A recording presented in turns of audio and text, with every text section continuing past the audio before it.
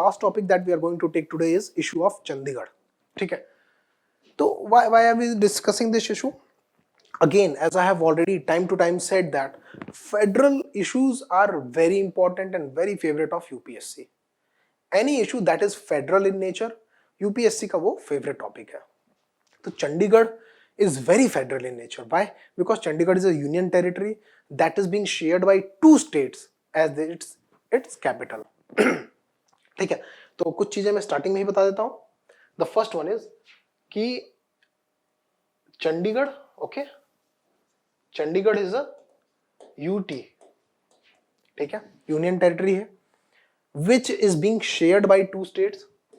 मतलब जितनी government assets हैं लाइक सेक्रेटेरिएट बिल्डिंग्स और ये गवर्नमेंट बिल्डिंग्स हैं, they are being shared by Punjab and Haryana. Okay, they are being shared by Punjab and Haryana in the ratio of 60:40. ठीक है, with this initial understanding we will dive deep into the issue कि इसके पीछे historical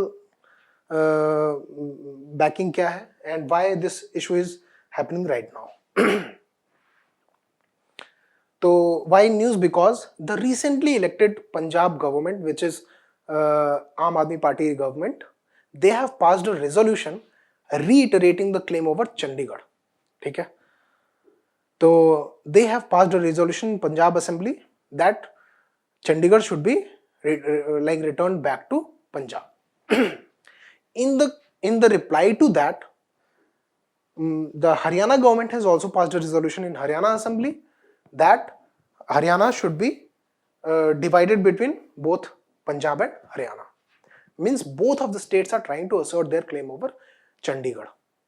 So Chandigarh was what happened was कि independence से पहले Punjab was a very big province. Basically 4-5 province थे British India के जो कि सबसे बड़े प्रोविंसेस थे, like Punjab in the west, north west basically, फिर Bengal, it was a very big state, Punjab, Bengal, Bombay, ठीक है, Saurashtra region was also in Bombay, sorry, तो बॉम्बे, फिर मैड्रास, ठीक है, तो ये बेसिकली ब्रिटिश प्रोविंसेस थे.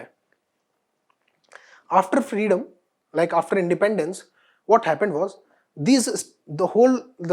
all the states were like classified into 3 kind of states. ठीक है, तो जब इंडिपेंडेंस हुआ तो पंजाब का मेजर पार्ट जो है, ठीक है, like if you see in the 1950, ठीक है, this map, what happened was a major part of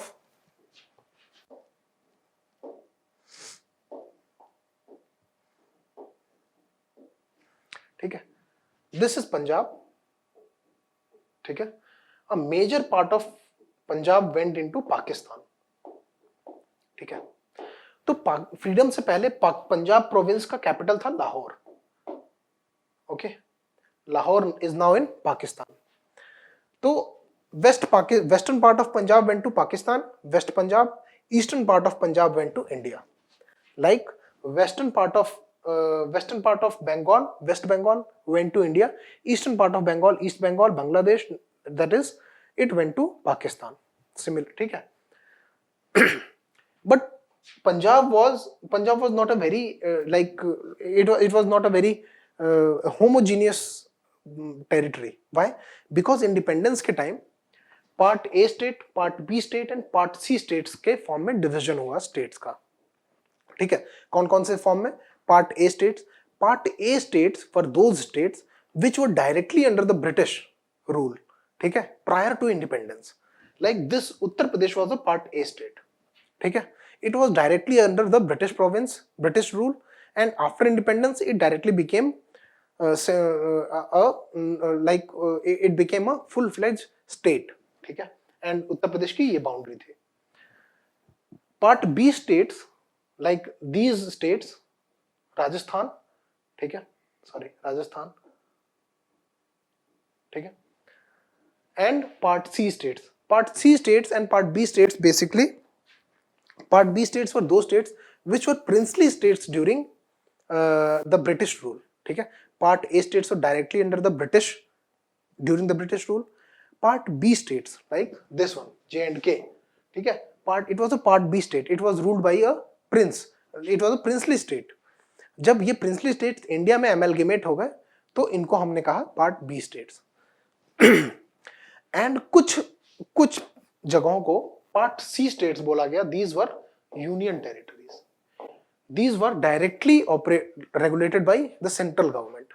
तो मतलब after independence the classification, the whole classification of India was done into two basic parts, three basic parts, the first one being the states which were directly under the British rule prior to independence, ठीक है, और it was ruled by British directly through a commissioner or governor, तो they were called, बाद में उनको part A states बनाया गया।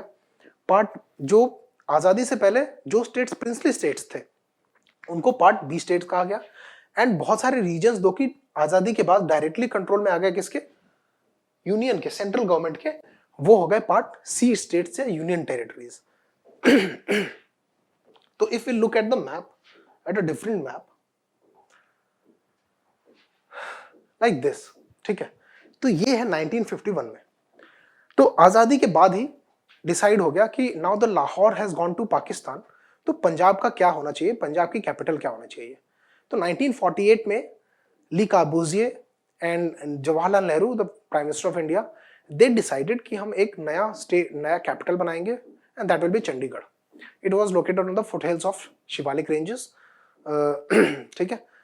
तो नाउ यू कैन सी कि Chandigarh is somewhere here. Oh, sorry.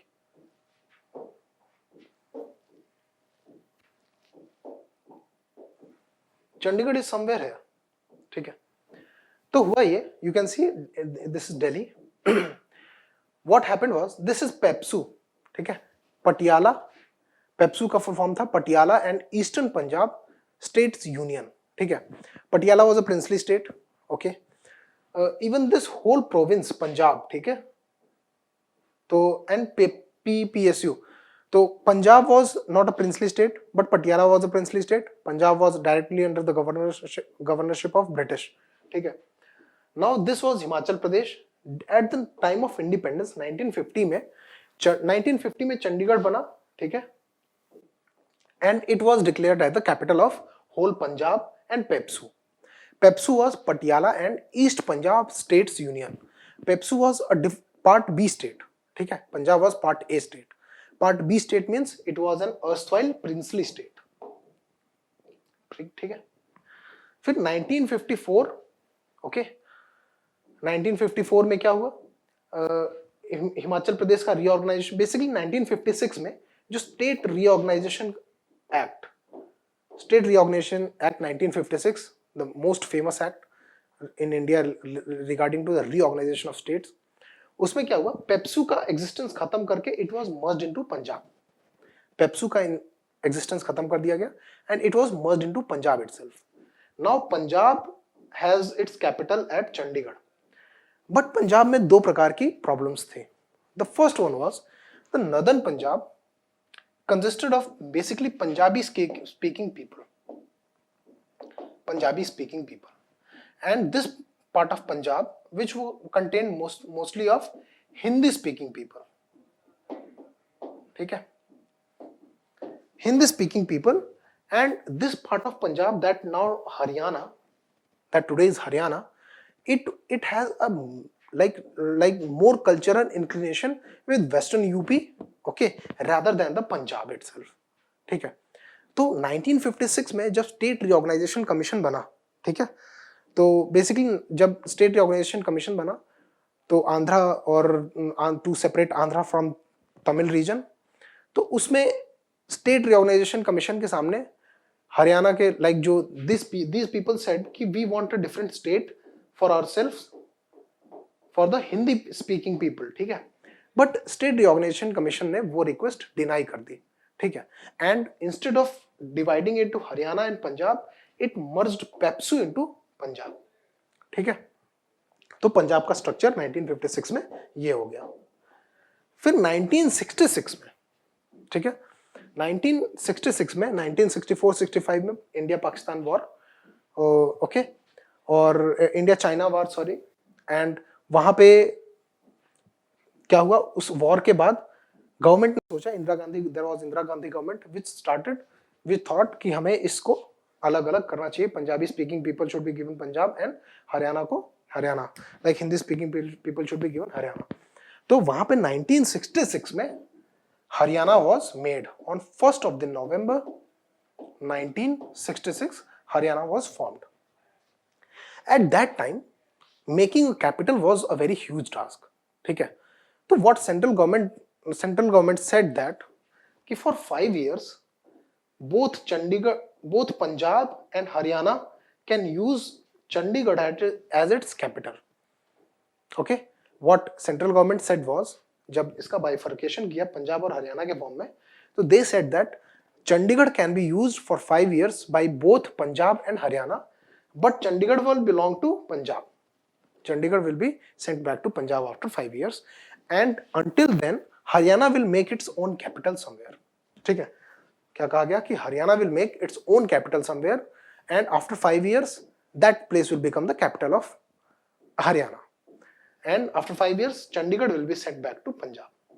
But Haryana ने कभी अपनी कैपिटल बनाई नहीं, and they kept using what Chandigarh as its capital. फिर 1984 में सिख रॉयट्स होते हैं, ठीक है, एंड अगेन चंडीगढ़ को अलग करने की डिमांड तेज हो जाती है। फिर 1985 में, ठीक है, 1985 में Rajiv Gandhi government signs an accord with Longowal, that is called Longowal Accord. He was a certain person, he was a political person from Punjab. That accord said that on 26th of January 1986 Chandigarh will be transferred back to Punjab. But इससे पहले कि ये execute होता ये agreement, Longowal was killed. Okay, he was assassinated in Punjab. Okay, and again the Rajiv Gandhi government withdrew itself from the accord. That means the Chandigarh is still being used by Punjab and Haryana both in the ratio of 60:40.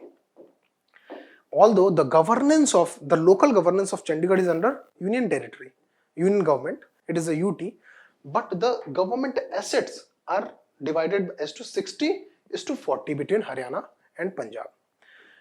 तो अब जो newly elected government है उसने एक resolution again पास किया है अपनी assembly में, पंजाब असेंबली में, that Chandigarh belongs to Punjab. This is the whole issue. Okay, I hope you understood that. तो there's not much left to this. I hope this was a clear explanation of this whole. If you have any issues still, kindly ask me in the comment section. I'll be like always available to help. And that brings us to the end of the lecture. Thank you. If you have any issues, if you have any feedbacks, kindly connect with me in the comment section. I'll be more than happy to take them. And feedbacks are always very helpful. Kindly give your feedbacks.